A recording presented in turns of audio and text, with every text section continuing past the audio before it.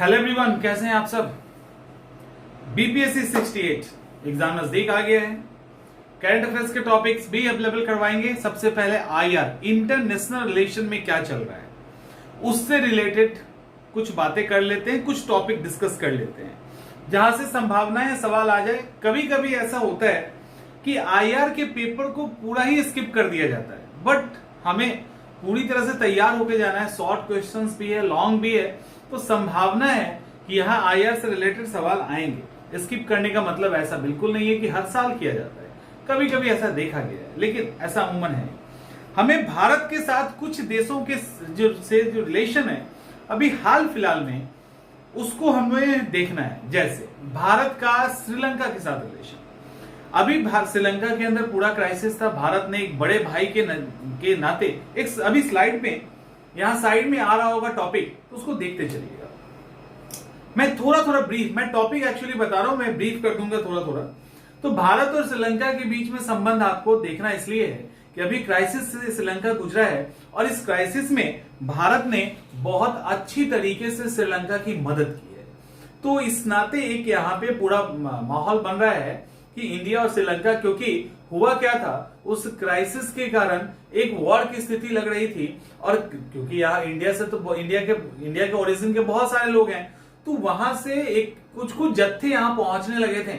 तो शरणार्थी वाला जो रिफ्यूजी वाला इशू था वो फिर से हो जाता। तो ये सारी चीजों को मिलाकर यहाँ एक कंडीशन बन रहा है। तो पहला हो गया इंडिया एंड श्रीलंका।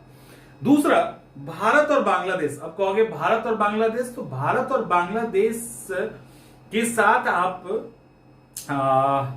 मतलब यहाँ पे अभी आपको पता है कि शेख हसीना भी आई थी। कई सारे 7 के आसपास यहाँ एग्रीमेंट हुआ है, अलग अलग क्षेत्र में हुआ है। तो वो एग्रीमेंट क्या है, इंडिया और बांग्लादेश के रिलेशन का जो इतिहास है, वो अभी लेटेस्ट अपडेट जो है उसको भी लाइएगा। और एक और फैक्ट आ रहा है, वो है कीन चून, ठीक है, कुकी चीन बांग्लादेशी शरणार्थी वाला। एक्चुअली इनके बीच में हो रहा है झगड़ा। तो इनके बीच में झगड़ा होने के कारण चीजें काफी डिस्टर्ब हो गई है। डिस्टर्ब होने के कारण जो बॉर्डर इलाका है, खास करके मिजोरम का इलाका, वहां पे कुकी चीन बांग्लादेशी जो हैं वो बड़ी संख्या में आ रहे हैं। तो भारत के लिए एक अभी लेटेस्ट समस्या हो गया है, लेटेस्ट समस्या हो गई है। तो बाकी सबके साथ कुकी चीन को भी आप ऐड कर सकते हैं। तो इसके कारण बांग्लादेश का एक टॉपिक जो है बर्निंग टॉपिक के रूप में उभरा है। भारत चीन हमेशा से विवाद में रहा है। अभी हाल में फिर से चीन के साथ झड़प हो गया गलवान के आसपास, तो फिर से झड़प हुआ है। वैसे भी चीन के साथ दिक्कत रहती है, और चीन जो है प्रशांत महासागर का जो बेल्ट है उसको डिस्टर्ब करना चाहता है।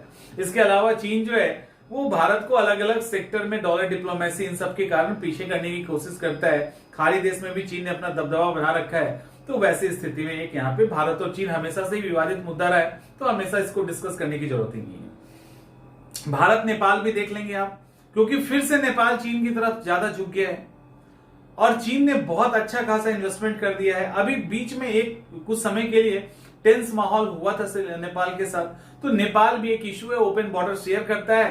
तो मतलब भारत के पड़ोसी देशों को तो वैसे भी आपको हर साल करके जाना है, लेकिन जैसे बांग्लादेश है, श्रीलंका है, चाइना, इसके साथ अगर कुछ भी होता है तो वो आपको करना है। पाकिस्तान बताने की जरूरत है नहीं, वो आप करके ही जाएंगे, क्योंकि पाकिस्तान को अभी हाल ही में एक अल्टीमेटम दिया गया है सिंधु जल समझौते के तहत। क्योंकि इंडिया का कहना है कि हम तो उसको पूरे के पूरे अकॉर्डिंग टू जो एग्रीमेंट है उसके अकॉर्डिंग हम एक लाइन फॉलो कर रहे हैं, और तुम नहीं कर रहे हो तो फिर उसको देख लो। तो ये एक इशू यहां पे बना है, और बाकी सारे इशू पहले से ऑलरेडी है। इंडिया ऑस्ट्रेलिया, ये इंपॉर्टेंट है, ये मुझे लगता है कि आ जाना चाहिए। इंडिया और ऑस्ट्रेलिया के बीच जो रिलेशन है, पिछले ही साल 2022 की बात है, फ्री ट्रेड भी हो चुका है। इसके अलावा ऑकस समझौता के तहत, ऑकस समझौता अभी हम लोग उसको भी देखेंगे। ऑकस समझौता जो है,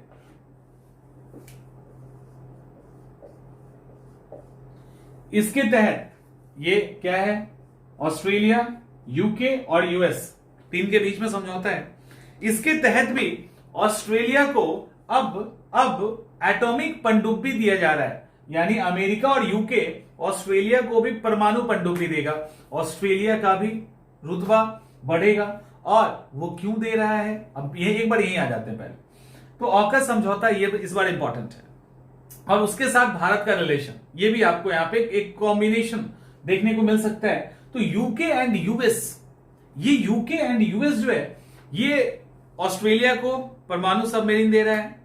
ऑस्ट्रेलिया को देने का कारण क्या है? वो चीन की ताकत को बैलेंस करना चाहता है हिंद और प्रशांत महासागर के एरिया में, और उसके लिए बिना भारत का हो नहीं सकता।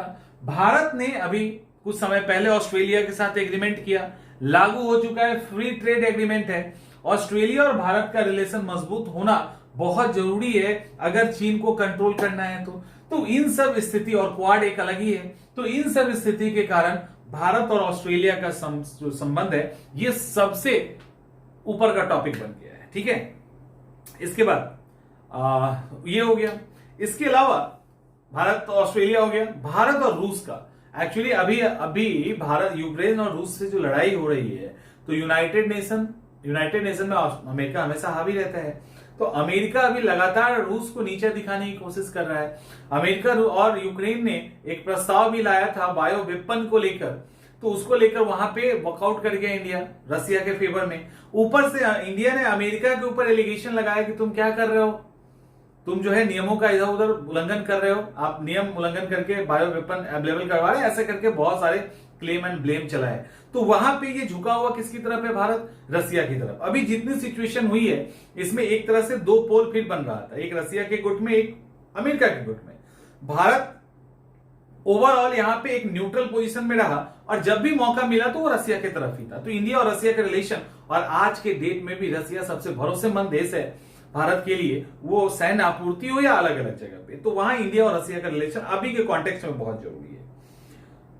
भारत और यूरोपीय यूनियन का संबंध भी बहुत जरूरी है, क्योंकि अभी ब्रिटेन के साथ भारत का जो रिश्ता है वो सब मिला के, और ब्रिटेन अलग हुआ है, उन सबको मिला के एक यूरोपीय यूनियन के साथ भी कॉम्बिनेशन बन रहा है। इसके बाद भारत ऑस्ट्रेलिया हो गया ना। G20 और भारत, अभी भारत जो है G20 की अध्यक्षता करने वाला है। G20 की जो भारत अध्यक्षता करने वाला है, तो उसके मतलब भारत का यहाँ पे क्या इंपॉर्टेंस है, क्या रोल है, किस तरह से अभी जो बिखराव है दुनिया में, भारत के तरफ लोग एक पॉजिटिव नजर से देख रहा है। तो भारत की भूमिका और जो भी उसके कद और ये बढ़े हैं, तो उसको लेकर G20 और भारत का एक कॉम्बिनेशन यहां पे बन रहा है। भारत और SCO, संघाई कॉर्पोरेशन, SCO। अब भारत और SCO, क्योंकि SCO का बैठक अगले साल यही होने वाला है, तो वैसी स्थिति में SCO वाला जो टॉपिक है वो भी यहां पे इंपॉर्टेंट है। वहां पे भारत की स्थिति क्या है, इस सबको मिला के एक टॉपिक यहां बन सकता है। लेकिन इससे भी इंपॉर्टेंट जो टॉपिक है आपका, वो है करेंसी वॉर। करेंसी वॉर का एक टॉपिक की संभावना या पूरी की पूरी बन रही है। या तो इकोनॉमिक्स में पूछ दे, करंट अफेयर्स के अंदर पूछ दे, या IR के साथ पूछ दे। एक सवाल बनता है, अगर सवाल अच्छे सेट करें तो एक बनता है। एक्चुअली हो क्या रहा है करेंसी वॉर में, अभी दुनिया के अधिकांश देश मिलकर एक तरह से समझो तो अमेरिका के डॉलर को तोड़ने पे लगे हुए हैं। उसमें चीन और रसिया सबसे आगे कट्टर दुश्मनी है। अभी चीन और रसिया के बीच में एग्रीमेंट हुआ है, तो रसिया ने क्या कहा कि तुम हमारी करेंसी के बाद दुनिया के और देशों के साथ जिससे उसका ट्रेड हो रहा है, उन्होंने बोला हमारी करेंसी की जगह पे तुम चीन के युआन में भी पे कर सकते हो, यानी चीन की करेंसी में भी पे कर सकते हो। रसिया को पता है अभी उसकी करेंसी इतनी मजबूत नहीं है कि वो डॉलर का मुकाबला कर सके, लेकिन चीन कर लेगा। एक तो वो हो गया।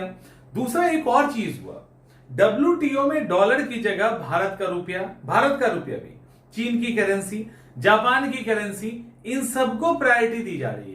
जो वहां उसके देश हैं वो इन सब करेंसी में लेन देन शुरू कर दिए हैं, तो कहीं ना कहीं डॉलर कमजोर होता हुआ दिख रहा है, और ये करेंसी वॉर छेड़ने की संभावना है, क्योंकि अमेरिका इसको हरगिज बर्दाश्त नहीं करेगा।